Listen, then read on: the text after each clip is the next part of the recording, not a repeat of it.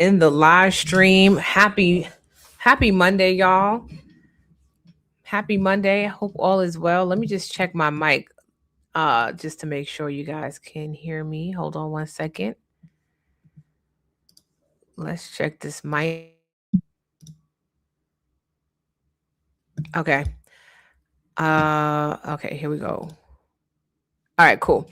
So we on the good mic today. So anyway, what is up? Happy Monday, guys. Good evening, good evening, good evening.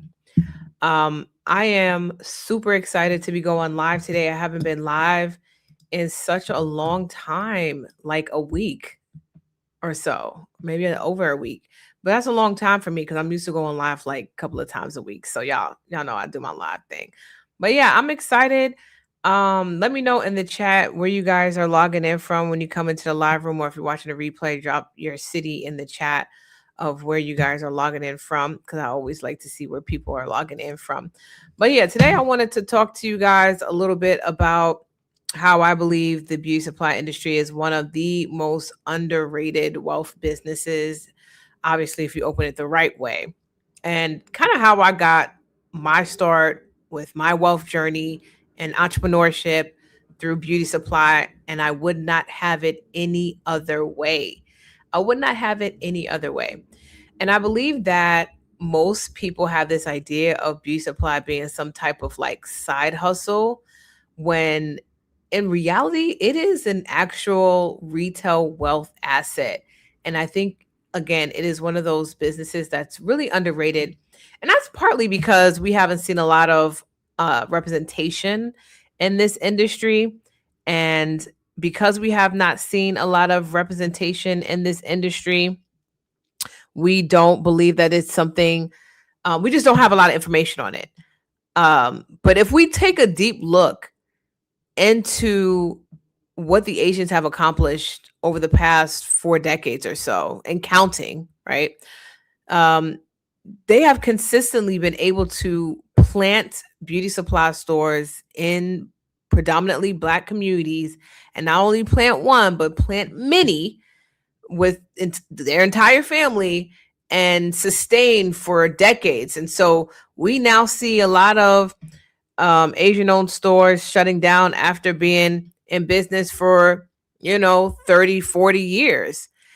And it's sustainable. It has been a sustainable business model for them.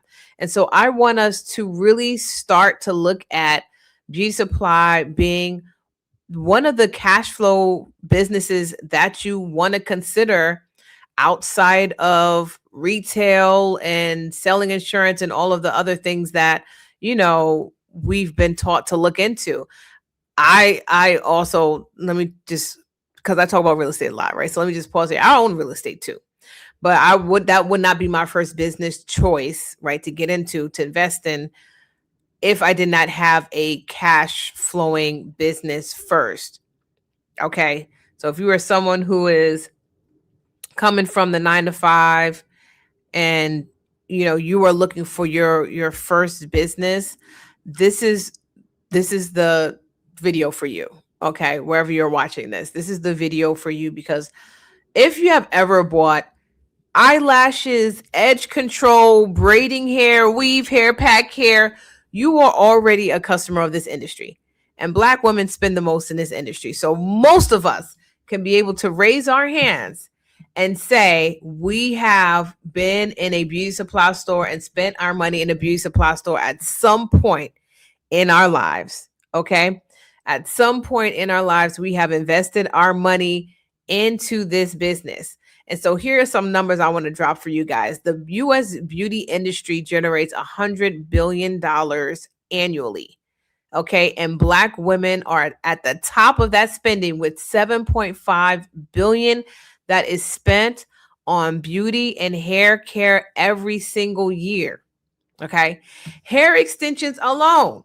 Okay. Hair extensions alone is a multi-billion-dollar subcategory. Okay. And again, beauty supply stores are literally top 3 cash flowing retail businesses in key urban areas.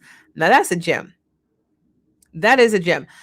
Beauty supply stores are often the top 3 cash flowing retail stores in any urban community.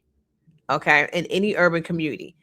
So where you find Black people, you will find a beauty supply store, you will find a liquor store, and you will find the local chicken spot. You're going to find a beauty supply store with it. You're going to find a beauty supply store with it. Okay. And so we understand that this has not been a new concept, right? We've always seen beauty supply stores in our community. So this is not a new concept. This is not a new opportunity, but this is a new opportunity for African Americans, right? Because there's existing money and a system that we want to step into because we have historically been on the consumer side of things. We have never been on the ownership side.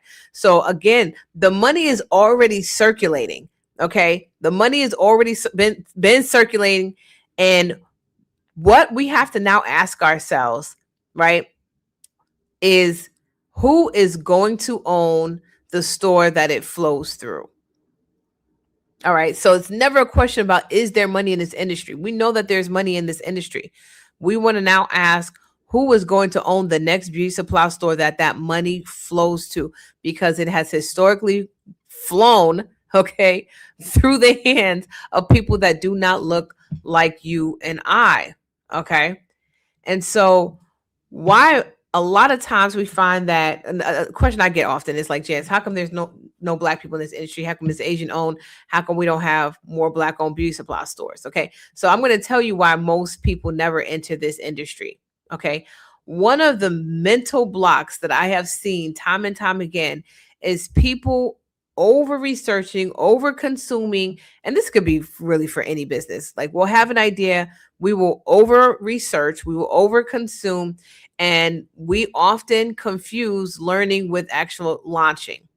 The second reason is that there is a big fear of responsibility. So people are afraid of stepping into what it really means to be a boss, right?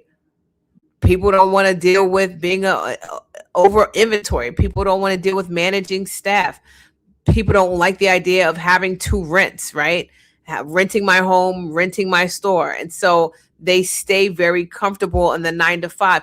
And y'all, trust me, I understand the concept of being uncomfortable and comfortable. I came from a good paying corporate job myself. Okay. I was in the corporate sector. I was a corporate girly. I went to business school. I got all the degrees. I worked in the top investment firm, arguably in the world. Okay. Goldman Sachs. I also worked for the U.S. Treasury Department as a national bank examiner. So I understood what it looked like to be comfortable in a good, well-paying job. I also understood that God was calling me for more. And what I also want you guys to realize, especially the ones who are very comfortable with your job, is that your job is not always going to be there. Now, if we take a look at what has happened with this current administration, over 300,000 Black women have lost their jobs due to government shutdown, DEI shutdowns, the economy just being bad, AI replacing people. Like, your job is not safe at all. So you shouldn't even be comfortable with your job because it's just not safe. Like, and if you are not privy to what has happened in the past 2 years, just with this administration, I want you guys to wake up and definitely smell that coffee. Okay. Because your job is not safe. Okay. Another reason why we don't come into this industry is because we tell ourselves that we don't have the money. Right? But here's the reality. Most stores that we launch, most stores that we help get open, we did not have it fully using, 401k savings or your own money or your corporate money or whatever. We started with regular capital planning using OPM, other people's money, via investors, bank loans, SBA loans, but it was some structure and planning that we had in place. Okay, so you're not using your personal wealth alone. Okay. Because what we do with our clients, funding is going to be tied to your credit readiness. That's why I'm always preaching you guys, you need to get up off that 600 and get into the sevens, your business plan. All right. I talked to you guys about lenders looking at a business plan worthy to invest in, right? Having the vendor relationships in place and having a strong location strategy, right? This is all a part of the planning that we do with our clients, okay? Because that is how you get to the funding that you need for your beauty supply store, okay? Another mindset issue that we have is I don't feel like I know enough. I don't feel like I'm ready. There's first of all, there's no such thing as perfect timing. There's no such thing as being ready. That is all fantasy stuff. That's Disney, too many Disney movies, okay? There's no such thing as a perfect time. There's no such thing as being ready because everyone starts before they feel ready. It's just like having a baby. I don't know if I know anybody who's ever like, I'm ready to have this baby. You're just not ready. You're never going to be ready. You're never going to be ready. So you just go ahead and you start and you learn as you go. And the sales pattern start to show up and you understand inventory and you start to understand your customers and what they want, what they like, what they don't like. So you don't need to be the expert right now. You don't need to even have a beauty background or cosmetology background. I didn't have any of that. Like I said, I came from a corporate space. I went to business school. I came with my business background, but I had no beauty background. I just knew I spent a lot of money in the beauty supply store and I just thought it was going to be a lucrative business because I saw a lot of Black women spending. So you don't need to be the expert, but you do need to be the builder and you need to execute and you need to move forward. A lot of times we're like, well, what if this stores fail? What is the worst that can happen? Is that you stay stuck in the same position you are right now. That's the worst that can happen. The worst that can happen has already happened. Is that you look up a year later and you are in the same space. You're in the same space, the same place with the same circumstances. That is literally the worst thing that can happen to you. However, the upside is that you create financial freedom for yourself, you create time freedom for yourself, and you create a legacy business.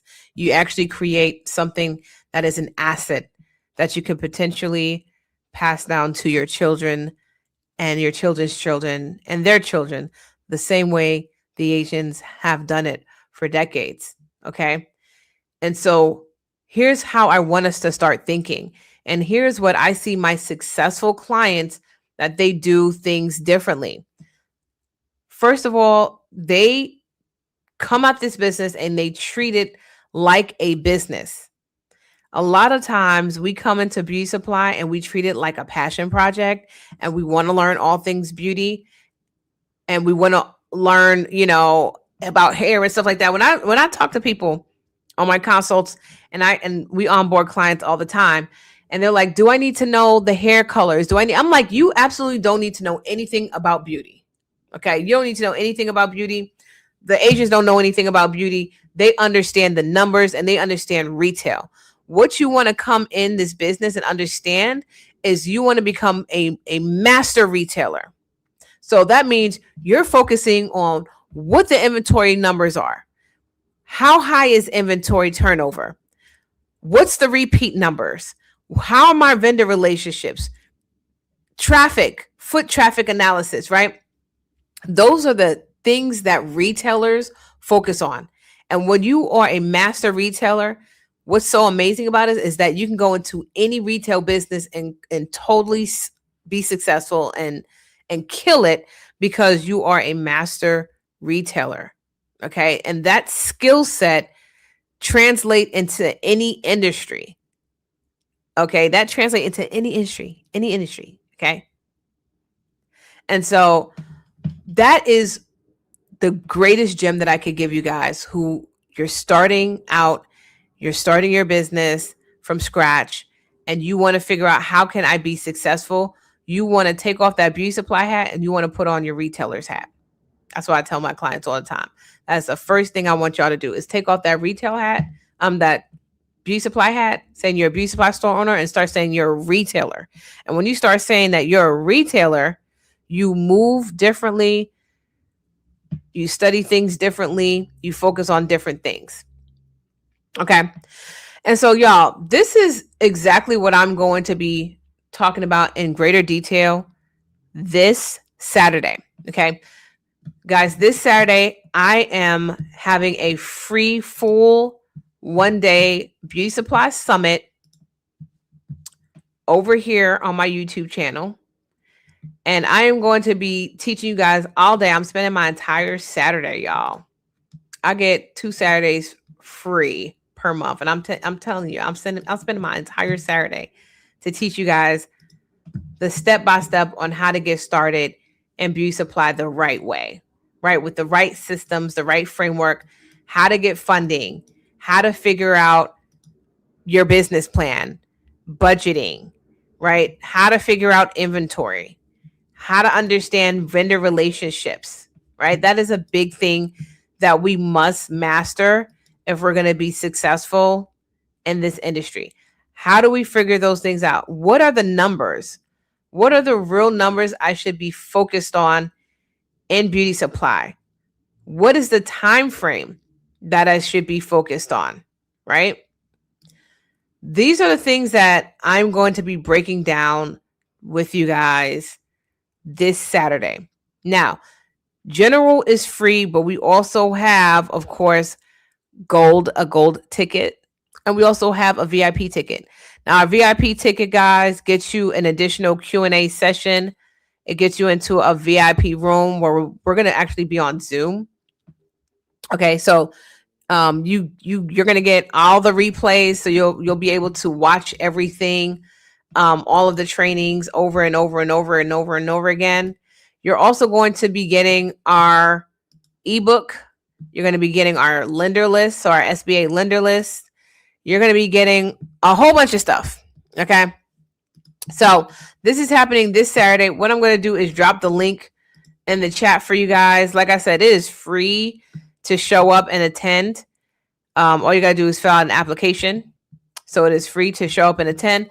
But if you're serious about opening a beauty supply store, you don't want to be in no free room. Okay. Let's just not play ourselves. You don't want to be in no free room.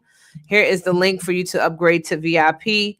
So once you get in here, you want to upgrade to VIP so that you can get our workbook, our beauty supply launch kit. So that's a whole business bundle where you're going to be getting our SBA checklist, grand opening checklist, revenue calculator, my updated ebook. You're getting all of that as well.